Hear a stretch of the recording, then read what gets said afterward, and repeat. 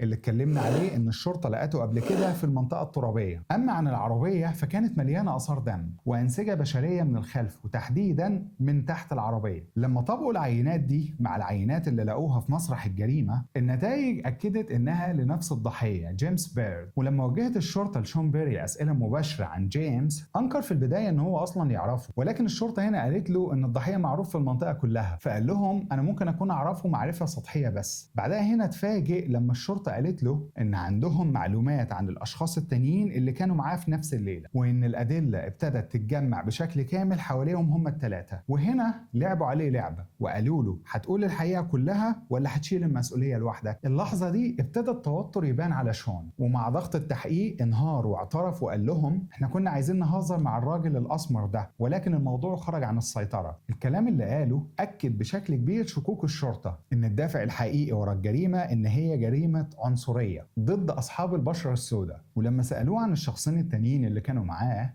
قال إن هم أصحابه اللي ساكنين معاه في نفس البيت. أول واحد فيهم اسمه لورنس وعنده 31 سنة، والتاني جون ويليام كينج عنده 24 سنة وكان برضه معروف في البلدة باسم بيل كينج. وقال كمان إن الاتنين هم اللي كانوا معاه في ليلة الجريمة. بناء على التحقيقات دي التلاتة ما كانوش مختلفين عن بعض خالص، لأن كل واحد فيهم كان عنده سجل إجرامي مليان بالسرقة والاعتداءات وتعاطي المخدرات. بيري وكينج كانوا عارفين بعض من أيام الدراسة، والعلاقة ما بينهم كانت أقوى بعد ما دخلوا السجن، ولكنهم بعد كده اتعرفوا على لورنس جوه السجن، ومن ساعتها التلاتة بقوا شلة واحدة.